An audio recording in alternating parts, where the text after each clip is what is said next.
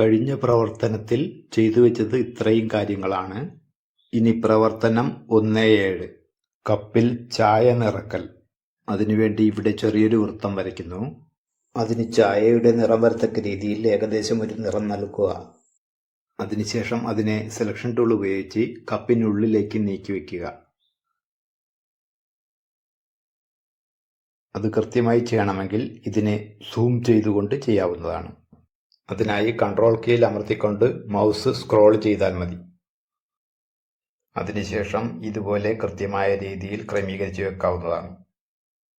ചായയാണെന്ന തോന്നലുണ്ടാക്കുവാൻ വേണ്ടി ചെറിയൊരു ഗ്രേഡിയന്റ് നിറം കൊടുക്കാവുന്നതാണ്. ഇവിടെ ക്ലിക്ക് ചെയ്ത് ചെറിയൊരു ഗ്രേഡിയന്റ് നിറം അതിന് കൊടുക്കുകയാണ്.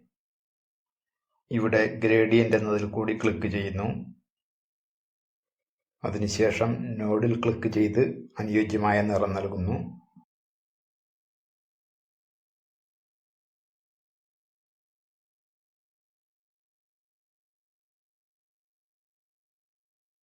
കപ്പിൽ ചായ നിറച്ചു കഴിഞ്ഞു. പ്രവർത്തനം 1.7 ചെയ്തു കഴിഞ്ഞു.